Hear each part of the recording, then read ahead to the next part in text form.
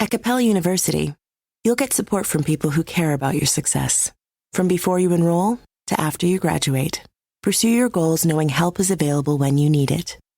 Imagine your future differently at capella.edu. You can support this podcast at patreon.com/partnersincrimemedia. This week's Law & Order Marathon winner is Emma Mason of Rhonda Keenan Taff in Wales. Emma will get a Marathon decal showing she watched 26.2 hours of her favorite crime show. To be next week's winner, sign up at lawandorderpodcast.com. I'm Kevin Flynn with Kimberly and Rebecca Lavoie, and these are their stories. You think you know who did it, but you don't know who did it. Law and order, law and order, law and order. It's no ordinary police procedural, baby.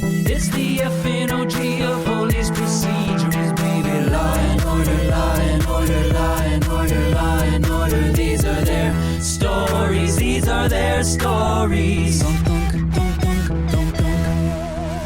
Welcome to These Are Their Stories, the podcast about network TV's most enduring crime franchise and the real-life cases that inspired their shows. I'm Kevin Flynn. Each podcast will break down an episode from either Criminal Intent, SVU, or Original Recipe, and today we're looking at SVU Season 19, Episode 17, Send in the Clowns. That's right, Jimmy. She's yours. You've been sleeping with your own daughter.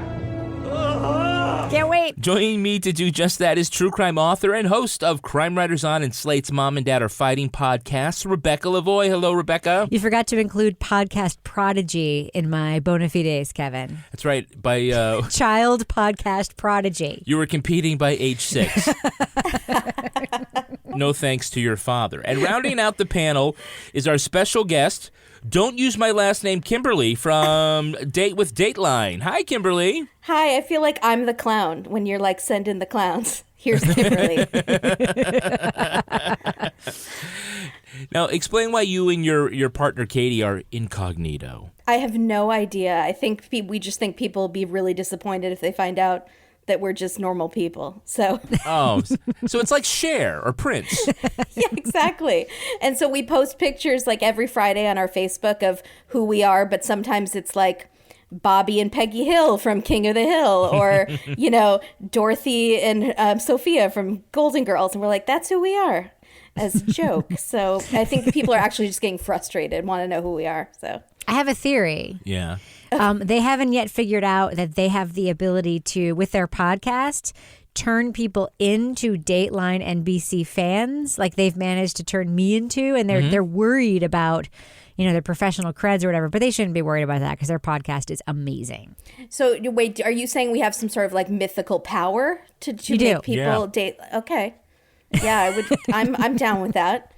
We brew in a cauldron all the time, and we put in little leaning pants and Converse shoes and things like that, and we hope that the wisps that come out of the cauldron will lean across the country and make everyone a fan. A lock of Keith Morrison's hair, perhaps. Yeah. My parents ran into him at Froyo like years ago, and we still talk about it, and I'm still furious that they didn't get any part of his DNA, that I could clone him. Did your parents ever bump into Ice-T or, Mariska Hargitay? No, I think I would just die, and my mom would think it was really an SVU episode, and she would immediately start looking for a dead body. Yeah, exactly. So tell us about your relationship with SVU. Are you a fan of its crime drama or its ridiculous melodrama? I would say more the crime drama, and I felt like I was watching with a level of innocence and didn't really notice how melodramatic it was until I was listening to your podcast. And now it's all I can see. Now when I look at the extras that are playing the jury members, I'm like, oh, that's bad acting. And look at the lawyers, and I'm like, wow, that guy's supposed to be a lawyer? And before, I just watched for the crazy storylines. And Mariska, of course, she's a draw for me. So while she has like enhanced Dateline NBC for us, we have ruined SVU for her. Yes. Exactly. Not ruined, just it's like an alternate appreciation. Like watching a soap opera or like 90 Day Fiancé. The reason you watch that is different than why you watch like an actual good show. Kimberly, of all the franchises, which two cops are your favorite detective team? Favorite Law and Order detective team. I'm going to get so much flack for this. I love Ice-T. Really, I do. I like him with anybody. Do you guys, or am I alone in this? No, you're not alone. No. A lot of people have said this. They love Munch and Finn has come up quite a bit. Yeah, people love Finn. And Finn is more or less, we see him right now, he's kind of swingman. He's kind of just by himself, floating back and forth between whomever. And I think his real life personality really bleeds into the character. Like, he was doing an AMA on Twitter this week, and someone was like, and we know you're interested in like directing and producing. Do you ever want to direct an episode of SVU? And he was like, nope. Next question. I love it. Which is literally what he said to Rollins when she was like, you have to watch Paw Patrol. Has Jaden seen Paw Patrol? Jesse is obsessed with it. You gotta watch it. No, I don't. No, I don't. And then he just walks away. John Mulaney, the comedian, had like the best bits about Ice-T, and I think that's where I started getting my appreciation for him. Do you have a favorite prosecutorial team? Favorite Law and Order District Attorney prosecutorial team. Well, I'm really, this is hard for me to talk about, the whole legal side, because I'm still sort of reeling from the loss of Barba. Right. It just happened, and it's like really fresh for me. I'm on like day 6 of sitting Shiva for my loss for Rafael Barba. I'm not quite over it. I'm going to be perfectly honest with you. It was really traumatic for me because I thought they were going in a different direction. I really was shipping him and Liv, and now he's just like gone. People thought like that about all of the characters. After he got, the night that he, left the show, I saw a woman on Twitter who was like devastated because she had been writing Barba Carisi fan fiction where they were together. I think it was Barisi was their ship name. Barber and Carisi, I love it.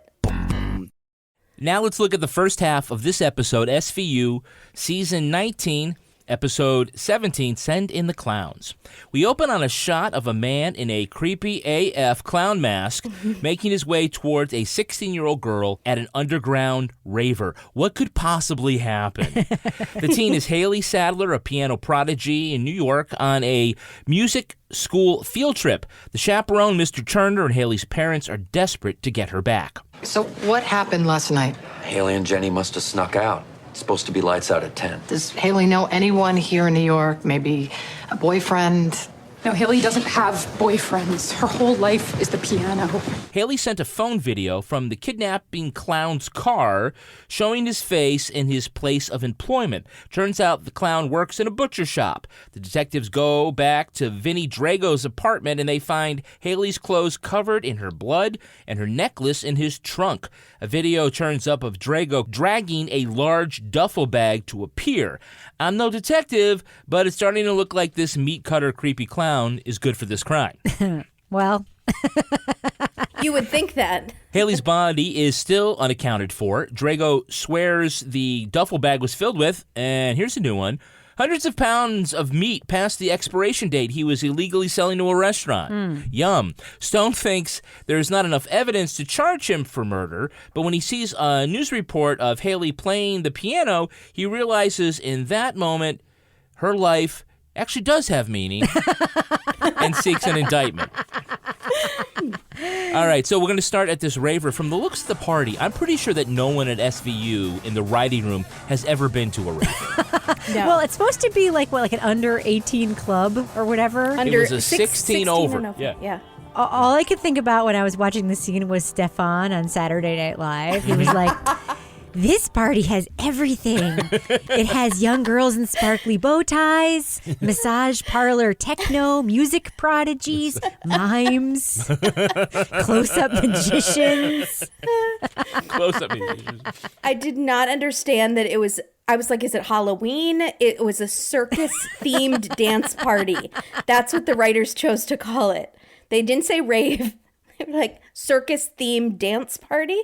Okay. It's like the dance music version of the Eyes Wide Shut orgy. It's like it doesn't go like that. No, it also doesn't start at 8 p.m. because they were there from like 8 to 10, right? Can that was my question, is because we kept cutting back to Ice-T's birthday party in the precinct. Happy birthday.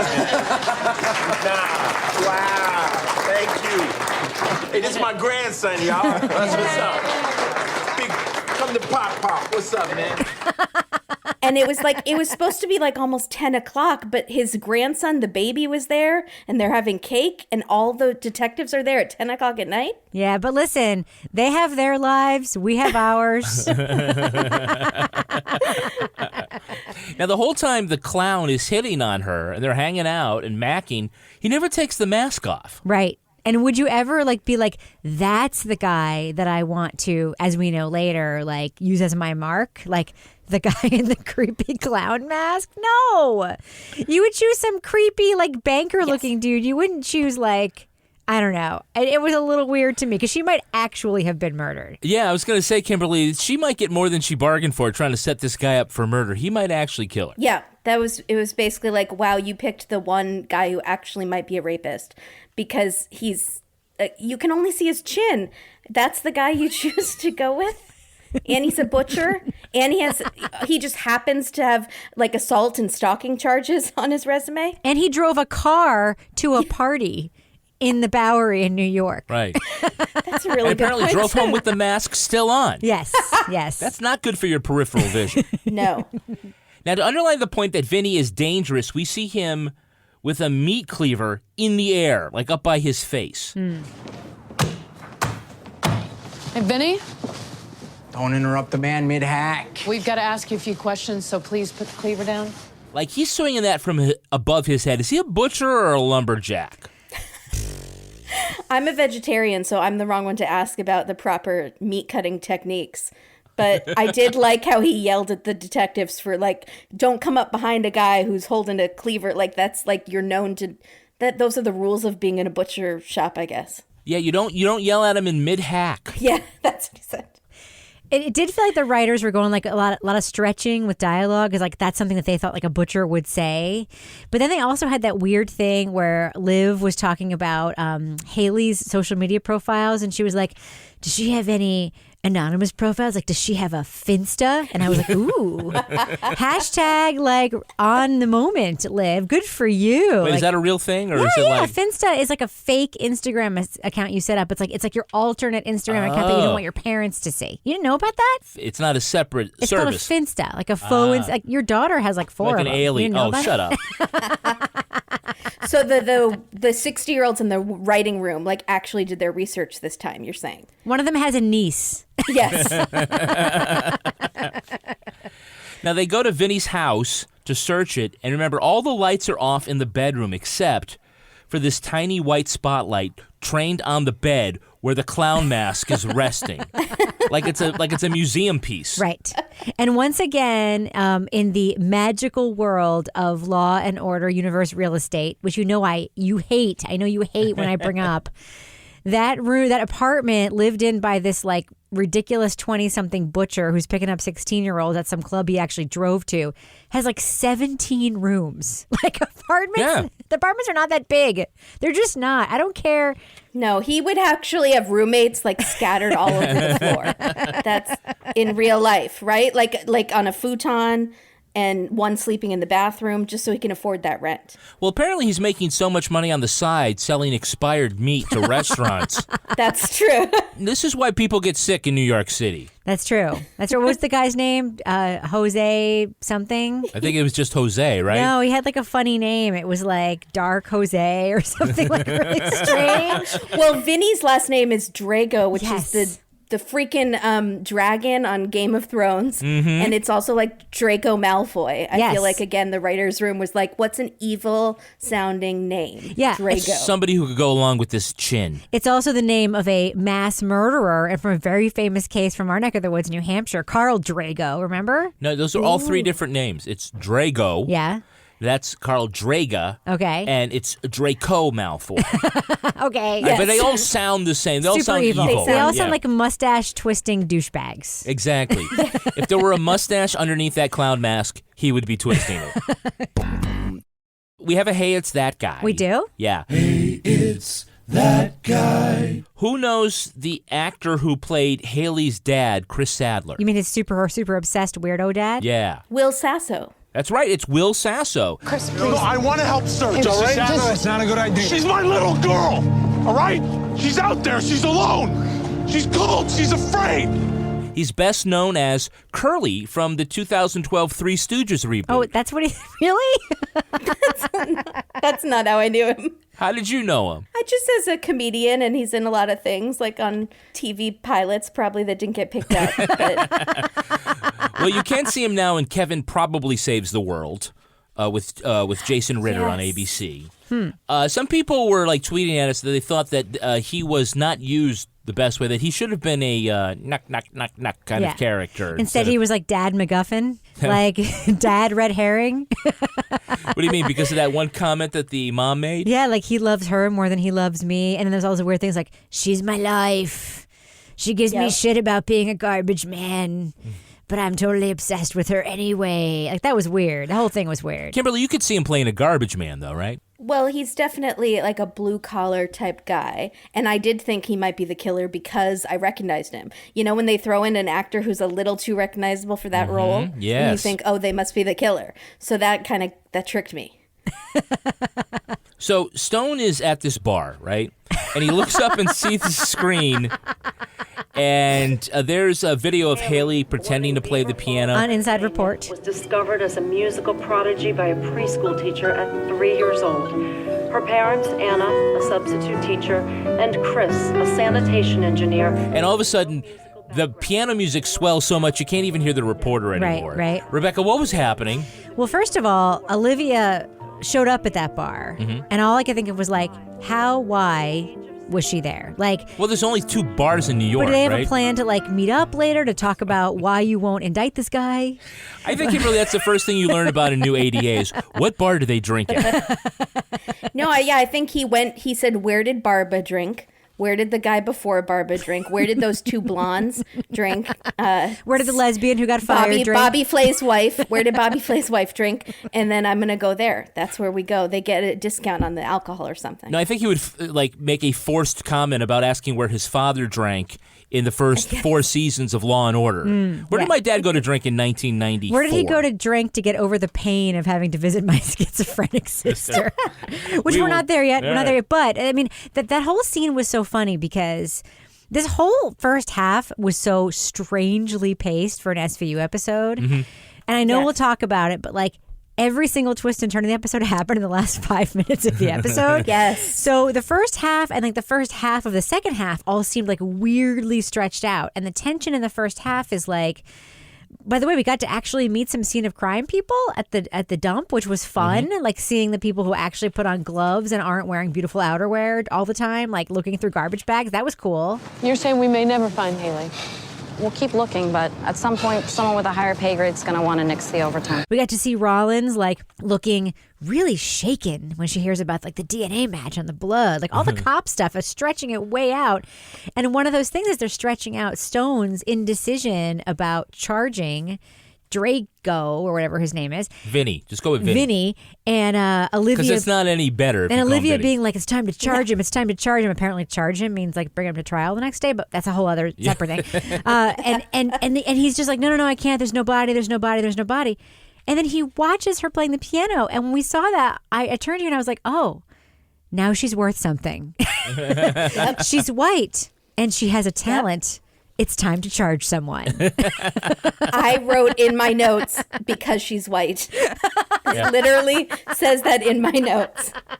When Liv was like, put every toll booth in the state, get every... I was like, oh, because she's white. That's right. Gotcha. It's the whole reason she was on TV. But piano playing pushed it over the edge. Yes. Yeah. And I did like how the actress, of course, if she really were a prodigy and they were doing a report on her, they would show... Her fingers, her hands. Instead, they just see her shoulders just kind of moving back and forth. She did some good shoulder acting there where it's like not lip syncing. It's shoulder sinking. Yeah, piano sinking. Yeah. I was so thrown by the acting of her friend at the beginning when she lost her. The overacting on the street, like she went to 11 immediately. Hayley! And I thought maybe that girl should have played the victim because she would have had less acting to do. And I was considering swapping them in my mind. But then when I saw the shoulder acting, I was like, no, this is right. This is how it's supposed to be. Well, I had another question about the friend. So I don't remember what Haley's, Jenny or whatever her name was. So they're supposed to be like students at a music school, right? Yeah. They're in New York, ostensibly for music school purposes. A field trip, yeah. And then Jenny is like, we all know she's going to play at Carnegie Hall someday or whatever. I went to Carnegie Hall and that place where the Philharmonic plays. Lincoln Center? Oh, like she doesn't know that? She doesn't know that? Yeah. I'm like, this is a music school field trip. This is not like the regular school field trip. And then Rollins has this huge overreaction on her face when she's like, Lincoln Center? Goodness. Could she even afford to go there? How do you know about that, being here from Beaver Falls? She was so shocked by everything in this episode, Rollins. She was shaken. Yeah. Shaken to the core. Shooketh, yes. Hulu and Disney Plus just got a little closer for Disney Bundle subscribers. Because now, the hottest Hulu movies, shows, and originals are on Disney Plus. This is chemistry. Like The Bear, Only Murders in the Building, Abbott Elementary, and of course, Family Guy. Nothing here but respectful synergy. Next to your favorites from Disney Plus. For Disney Bundle subscribers, Hulu is now on Disney Plus. Starting at $9.99 a month. All of these and more now streaming. Disney Bundle subscription required. 18 and over only. Select Hulu content available via Disney Plus. Additional content only available via Hulu app. Terms and restrictions apply. Sometimes it takes a different approach to help you unlock your true potential. With Capella University's game-changing FlexPath learning format, you gain relevant skills you can apply to your career right away. Earn your degree from an accredited university and be confident in the quality of your education. Imagine your future differently at capella.edu. Capella University is accredited by the Higher Learning Commission. Learn more at capella.edu/accreditation. All right, now let's take a look at the second half of this episode. Wait. I have never been more excited for the second half of an episode than I have for this one. Can we just start at the last 5 minutes? Because I feel like that's where the episode should have started. All right, we got to push our way through this, Okay. though. All right, the trial of Vinny Drago begins, and his lawyer's all like, hey, no disrespect, but they ain't got no body. Literally. The defense is claiming that your daughter ran away. Do you think that's possible? Absolutely not. No, she was happy. She was well adjusted. Never had any problems. She would never do anything like that. Not to her mother, not to me.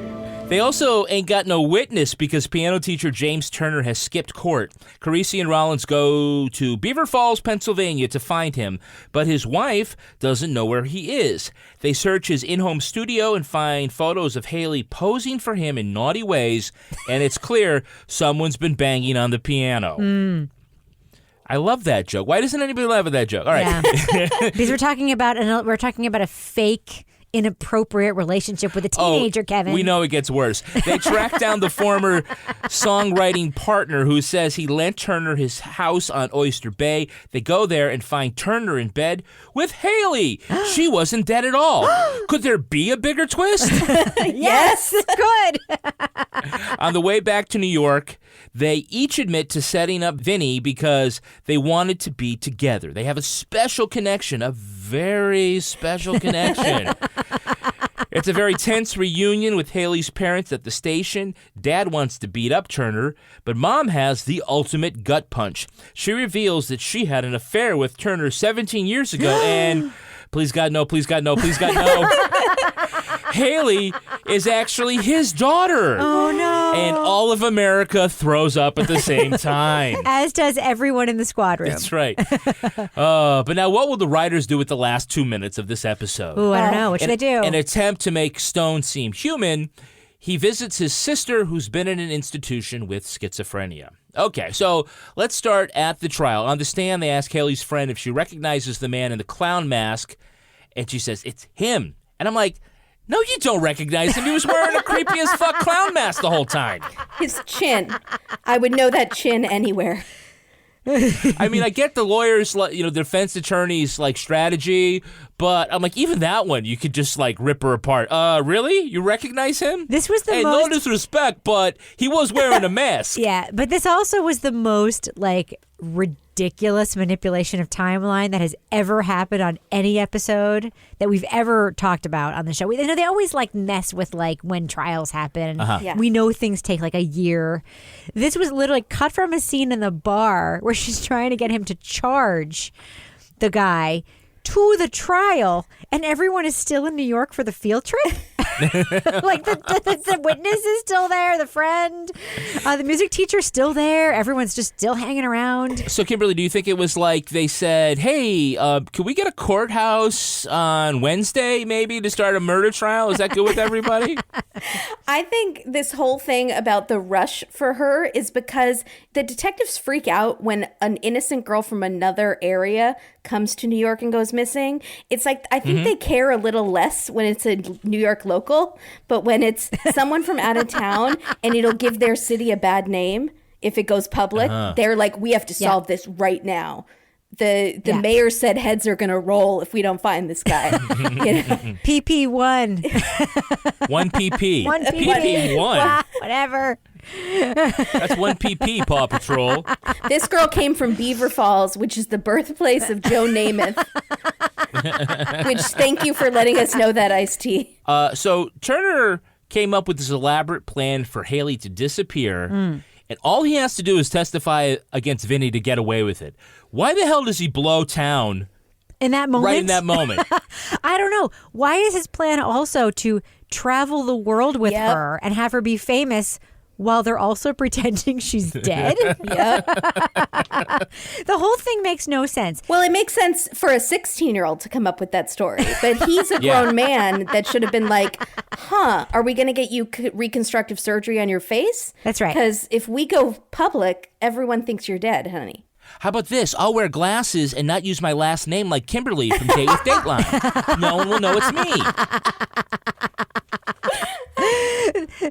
There's also that field trip to Turner's house in Beaver Falls, which is, by the way, the funniest named town ever in the history of SVU, even though it's ostensibly a real town. No, not ostensibly. It actually is a real town. I know. Right. It's still funny, though. Every time they say Beaver Falls, I turn to you and I was like, that's what she said. I thought Finn was going to look at the camera and go, what? Beaver Falls. I thought every time they went to the Beaver Falls and they passed the sign that said welcome to Beaver Falls, one of the SVU detectives was going to be like, I can't look at that. Can't take the job home. I can't take it. But I will say I need a new map. When they went to Beaver Falls and they went to his depressing split level house with a studio in the basement with the sheets on the crappy old leather couch, the wife, way too fucking attractive to be with that guy, period. Yes. And also, and I don't mean to be gross, because obviously the guy's has a weird thing for the 16-year-old, but also way more attractive than the 16-year-old, the wife. Yeah. It was very strange. Are you putting down the sexiness of a 16-year-old girl? I'm saying that the wife was fine and was not well cast for the beleaguered, clueless, but Rebecca, I don't know what my husband is doing. You're underestimating the power of genetic sexual attraction, which is the underlying... You know what you're also underestimating? The power of music. Because the wife, the wife of the music teacher specifically says, I'm not really much for music. Maybe you shouldn't have married a music teacher. Right. And that's why there's something missing in your marriage. Because his love for music goes above all else. And Kimberly, take it from me. People with recording studios in their basement are trouble. No, we're literally sitting in one of those right now. But we don't have a creepy couch with actual sheets on it in this room. No, it's in the other room. So let's just talk about the big reveal. Oh. Turner banged Haley's mom, and he's been getting it in with his own daughter. I just got to say, those two don't even look alike. Yeah, that's true. But that's where we're going with realism on the show. It was they don't look alike. That's your issue? Yeah. There was also a weird, we were supposed to believe that they'd been sleeping together before, right? Yeah. Yeah. So why were all the, quote, naughty pictures of her that were hidden in his piano bench? A, she was fully dressed in all of them. Yeah. And the sexiest one, like she was licking a lollipop. Yeah. Like, is that a thing? Like, that's a thing that you would have someone that you weren't sleeping with do. Right. Well, I would just say that probably incest is fine, but child pornography is a step too far. I think this show crosses all of those. Unapologetically crosses all of them, and then tries to convince us that, like, oh, it's super common. Liv just knows about it and, like, tells us about the syndrome. Like she's talking about the way you cook a chicken and the temperature the oven should be. Like, it's so matter of fact. So how? It's called genetic sexual attraction when a father and daughter don't grow up in the same household and then they meet as adults. It can happen. I actually knew about the syndrome. Did you guys not know about the syndrome? What is going on in your Thanksgiving dinners? She's been covering Dateline on her podcast. Of course she knows about this. I am drawn to the weird, creepy, like, My Strange Addiction type shows. So I've actually seen quite a few things on this syndrome. Well, I don't think most of America did because everybody's sphincter muscles tightened when they... It was one time, 17 years ago. Anna? So you want to talk about real? Yeah, it's real. Do the math. When she said, do the math, we all did the math and freaked out. Yeah. Let's talk about that minute, though, because it obviously it's such a campy reveal, but it really built up to, I don't know, did you see that coming? No, not at all. The mom was acting kind of weird, and she was acting weird about the teacher, so I kind of thought they had a thing. But then the dad was crying all the time, too much, and I thought, there's something weird going on. But no, I did not see that coming. And just because I knew about the syndrome, I'd like to say I don't support it. I'm not in favor of it. You're not advocating for genetic sexual activity. I'm so relieved that you clarified that because that's what we were thinking. All I have to say is that, like, leading up to it, there were all these great moments leading up to that scene that I completely forgot about because of that scene, that when I went back and watched it a second time and I was like, oh, all these great things happened. Like Finn had a classic, like, tell it to the judge moment in the car. You mean where he literally said, you tell that to the judge. Tell it to the judge. Yes. Like, all these great things happen. And that was unbelievable. And the other thing that was weird was that, like, again, this is one of those things where, like, talking about it makes me sound like a horrible, horrible person. But if you are a 16-year-old piano prodigy, even if that dude is your dad, is that the dude you're going to pick? Really? Like, that's the dude you're going to pick. I would have rather had the other adult musician dude, the one who had the appointment with, Lin-Manuel. Lin-Manuel, yeah. Alan Hubert. No, not Hubert. Hubert. Well, I think Haley's reaction was pretty priceless. It makes perfect sense. What? I've always felt this connection. We both love music and art. We're alike. I knew my father couldn't be a garbage man. I just knew it. I knew my father couldn't have been a garbage man. Oh, my God.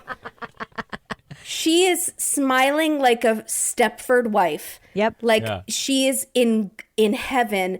And I realize she really is kind of a B word. Like, she's an elitist arts snob for sure. And she's been making fun of her dad for being a garbage man. He says that on the stand.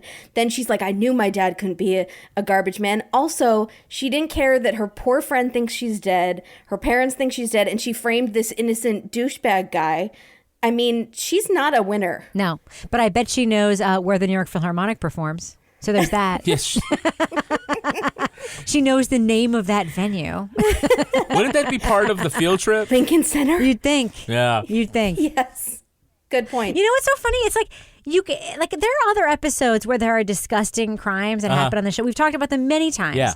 And we always do that weird disclaimer that you do about fictional sex and fictional whatever. And, like, you know, kids, and we make those jokes and we feel dark and weird about it. This episode is so, excuse my language, fucking crazy that I don't even feel guilty making fun of a fictional child's fictional sexual fantasies. Like, it is insane. It is so cuckoo bananas that we saw it and we immediately said, stop the presses. This is our next episode of These Are Their Stories. That's right. I don't care if there's a real-life connection. I don't care if there's a guest. I don't care if there's a guest. It'd just be the two of us talking about it. I don't care if there's a microphone. Thanks for being our unicorn, Kimberly. I'm so honored that it's me. I'm so honored. I will say his reaction, the teacher, was spot on. It was America's reaction. You've been sleeping with your own daughter. But it makes her reaction even so much weirder. Yeah, he started to throw to open retch. his mouth. Yeah, He threw open his mouth, not a little, but a lot. Yes, he was all of us at that moment. And she's like, oh, I'm so happy. I found my dad. And he's a music teacher. But I hate to say it, but it seemed like he got over it pretty quick and was calling for her again. Yeah, do you think they're like making plans for the daddy-daughter dance? Like, oh my God! Now, Stone takes up the obligation of his father, OG Law & Order character Ben Stone, to visit his sister who's in an institution. Brought you something. Daddy. No. It's me, Peter. Now, they say that she has schizophrenia. Do the writers know the difference between schizophrenia and Alzheimer's? No. Oh my God, thank you. I was asking my parents. I was looking it up online. Yeah. I was so confused. They also don't know the difference between an institution and Downton Abbey. Let me see. Would you build a mental home around a giant fireplace? Would you? With dark mahogany wood, like right. curtains draping. Yeah, what? Oh my God. It's also supposed to get him to be what? And we're not making fun of the mentally ill people with mental illness, obviously. But the way the show treats it is so comical because everybody who has a person with like severe mental illness in their family, and I will say I'm among them, we know that like the whole idea that like my dad used to visit her and now I have to do it. Right. It doesn't make you sound like a better guy when you're like, it was an obligation that my dad used to have and now it's mine. Like, I'm sorry, do you love her? Do you care? Or is it literally just a chore, like taking out the freaking trash that you now have to do? Is he also taking the job because of the dad? Is that... Yes. Yeah. Pretty well, much. I mean, his dead dad. So his whole life is because of what the dad did? Yeah, he got pressured into it by McCoy. Yeah, so he's just... No. Apparently, he did it just so he could visit his sister, who he hates, at Downton Abbey, who doesn't seem to know him because she has a split personality disorder. No.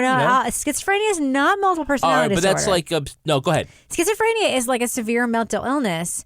But, like, they legit did not in any way portray anything close to, like, the typical DSM, like, schizophrenia stuff. Unless there's, like, a really rare kind of it where you just have maybe amnesia. Or I think if she had a ton of treatments for it, yeah, then those could have altered her memory, like perhaps living with it in the treatment. Oh, maybe like electroshock therapy. Perhaps like that was the case. ECV, I think it's called now. Perhaps that was the case. But let's just go ahead and just say that, like, if you are institutionalized and you're in a place where you can't leave, people have to visit you.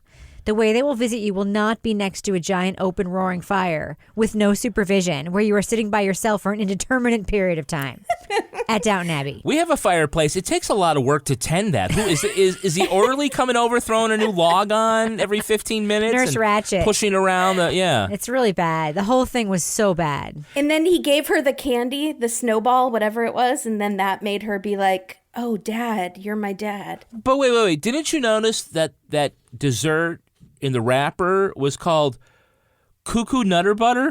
Was it? What? Yeah, like cuckoo nuts.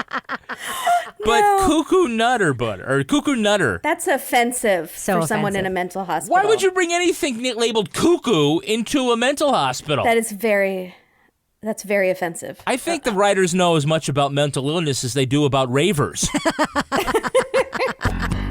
Hulu and Disney Plus just got a little closer for Disney Bundle subscribers. Because now, the hottest Hulu movies, shows, and originals are on Disney Plus. This is chemistry. Like The Bear, Only Murders in the Building, Abbott Elementary, and of course, Family Guy. Nothing here but respectful synergy. Next to your favorites from Disney Plus. For Disney Bundle subscribers, Hulu is now on Disney Plus. Starting at $9.99 a month. All of these and more now streaming. Disney Bundle subscription required. 18 and over only. Select Hulu content available via Disney Plus. Additional content only available via Hulu app. Terms and restrictions apply. Sometimes it takes a different approach to help you unlock your true potential. With Capella University's game-changing FlexPath learning format, you gain relevant skills you can apply to your career right away. Earn your degree from an accredited university and be confident in the quality of your education. Imagine your future differently at capella.edu. Capella University is accredited by the Higher Learning Commission. Learn more at capella.edu/accreditation. Let's take a look at the real-life story that inspired this episode. Please tell me there isn't one. There is one. It's time for Ripped from the Headlines. Oh, shit. You think you know who did it. You think you know who did it. But you don't know who did it. You don't know who did it. Ripped from the headlines. This episode gets its inspiration from the 2018 story of Steven Walter Pladl. While in his 20s, the Virginia man and his wife gave up a baby girl for adoption. When she turned 18, Katie Pladl reached out to her biological parents on social media. Pladl invited his long-lost daughter to stay with him and their 2 other children. 4 months after Katie moved in, Pladl's wife moved out. Katie and Steven began their own consensual relationship. Pladl insisted his children refer to their 20-year-old sister as their stepmother.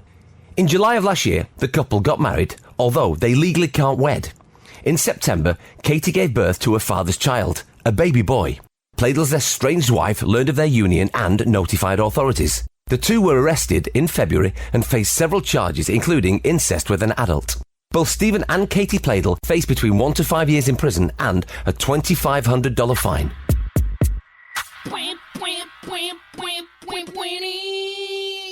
February 2018? Yeah, just a couple of weeks ago. This went down. See, when it was ripped from the headlines, those writers don't waste any time. Wait. They don't even bother Googling the other shit. Are they able to look in the future? Was this the episode that, like, instead of the Trump episode, they're like, we have to just make another one quick? What's in the paper today? We're just out of ideas. Quick, hand me the Post. Oh, my God. So I guess Steven Pladl is out of jail. Made bail. Last we heard, the daughter-wife is still behind bars. Daughter-wife. I can't even. Well, like Benson said in the episode, it's considered a case of genetic sexual attraction. It's a real thing. It occurs when it's very powerful. Some parents and children who meet as adults, they didn't grow up together. There's a distinction between incest and sexual assault of a minor, and between that and this phenomenon, which in clinical terms is known as skeezy as fuck. So, Kimberly, you seem to be the only person, the only expert on genetic sexual attraction other than the elite squad of the SVU unit. What other stories have you heard about this? Well, there was this documentary I saw clips of, and it was like a British thing because they're pretty freaky over there. And it was called, I think, like Brothers and Sisters Who Love Each Other or something. Brothers and Sisters in Love. Oh. And it was about that. And then I think there was a mom and a son, and the mom was, an older lady, and the son was quite a bit obviously younger because he's the son, biology, and they got together, and they were trying to not get arrested, and they were not having kids though. Most of them were like, no, we don't want to mess with genetics in that way. We're not having kids. It's flowers in the attic, but in the real world. Yes. Yeah. Yes, basically. Yeah. I think it's like something gets switched in your brain. Like you meet them as an adult and you have such strong love feelings for them, but you're an adult, so your mind goes to romance, sex feelings. It's like the switches get crossed. Well, this is the thing, and like I am not justifying this bullshit at all. But think about what happens when you meet somebody. Unlike the music teacher and his wife in this episode, when you're an adult and you meet somebody, it's like, oh, we have so much in common. We feel this way about this kind of food. We feel this way about this political thing. We feel this way about this kind of music. We're on the same family tree. Well, they do say you kind of subconsciously recognize genetic traits in them. Like there's this, you kind of seek someone who has a little bit similar facial structure sometimes. So maybe subconsciously you see that sort of connection. Yeah. Again, not justifying. But I'm staring at Kevin right now looking for similarities. You don't have a goatee that I can see. I pluck it out, but I am Italian. I could get it in like 2 days if you wanted me to. So when Katie moved in, Steven started sleeping on the floor next to her bed. Should the mom have been more concerned? Yes. Yes? Is that a real question? Yeah. Oh my God. Kimberly, this is like an avian mating ritual. It's like he's just going to lie in the bed till she notices him. Like, honestly, it's so... But the thing is, they knew, though, right? They knew they were father and daughter. Yeah. See, I get it more when you don't know. At least in the SVU version. Yeah, at least in the SVU version, they were like... They couldn't have known because the mom lied or whatever. Like I've heard of brothers and sisters getting accidentally set up on dating sites or finding their sibling on a dating site. So that happens on SVU at least every other season. Exactly. And then I would get it, but there is that sort of connection, that genetic or like pheromones or something that's similar. But yeah, they totally knew. And there were kids in the house. Yeah. Like, did you say 4 kids? There were 2 younger daughters. Look, the youngest daughter is always looking for attention. She's got to be like, well, Dad is never going to notice me now. Oh, God. After all this shit? No. I'm throwing up in my mouth right now.